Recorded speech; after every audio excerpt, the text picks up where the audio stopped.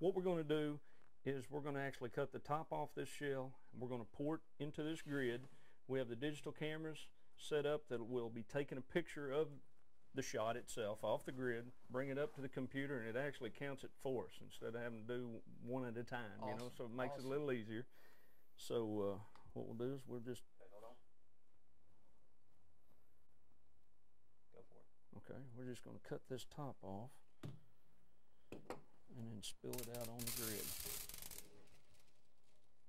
Good heavens. There's not many in there, is it? No. No. Just kind of spread them out even on the grid and put it in the oven, and we'll take a picture and see what we're doing. Rob, you've got the pellet count Mm-hmm. on the boy. That's a depressing deal.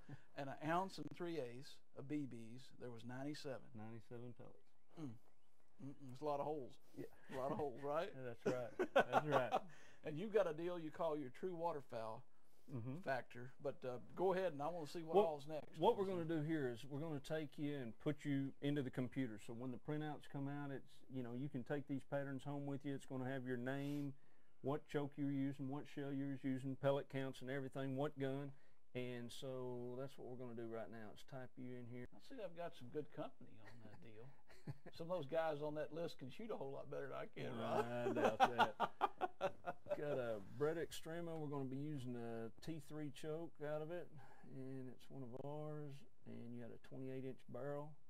We're going to click on that, and the load we're going to be using is that Kent. Okay, hold on. All right, go ahead. We'll use a Kent 3-inch fast steel right there, 1 ounce and 3/8. Okay, this screen here is basically what we'll work with. You know, we've got a parameter set. We know you got 97 pellets going in it.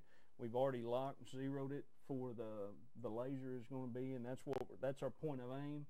And when we shoot, it's going to come up and show us where our point of impact is. So we're ready to shoot at this point. All right. Okay, get you some eye protection, some ears on. Good deal, man.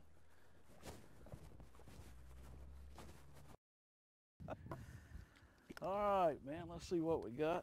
Yeah, basically all we're going to do at this point is get comfortable and shoot that red dot in the middle of the paper down there. And the machine will take it, and I'm going to get out of your way.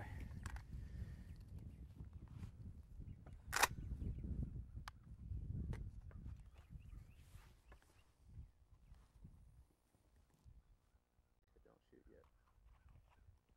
All right, let me get set on top.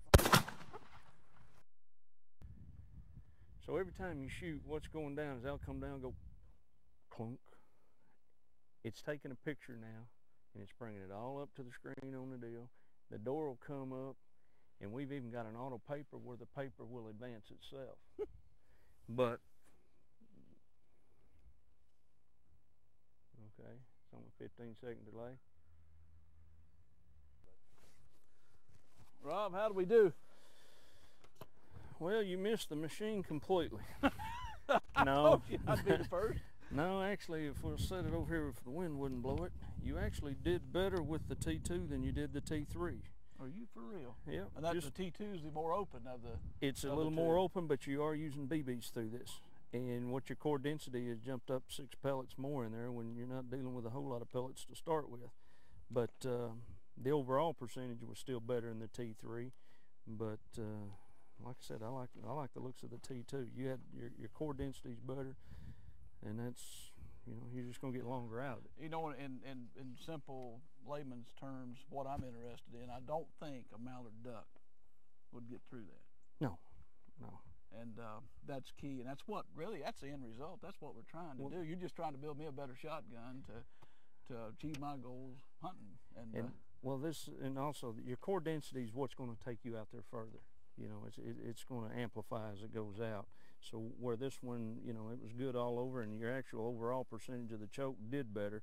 And if we were using smaller, say 2s, 3s, or whatever, this is your go-to choke. Yeah, let's start lighting them up right here. And but using this particular load, you know, every gun's a little bit different. So when you're using this particular load, this is what it likes. I mean, it likes this. And like I said, we're also going to do some other work like the forcing cones on it, and we're going to try to bring more of these strays, bring them more in too. So when we get done, we're not done yet. Is what I'm getting at. Oh, that's awesome, man. And You know, with steel shot, you've got it really does it perform as well as lead as far as true patterns? Does it do the same thing twice? Well, no, not necessarily. And your ammunition does from certain one to certain one. They do have some fluctuation with the wads, and without naming names, you know, you have certain ones that do perform more consistently.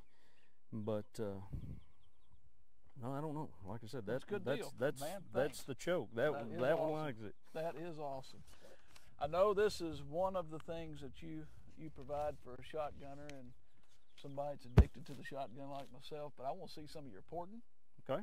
And some of the other things that you, just some of your custom gun works. Well, that's what we'll do. We'll go in there and show you. Keith Anderson's the guy on that, and he'll show you and explain more of what's going on that end. Man, I'm going to be looking at these.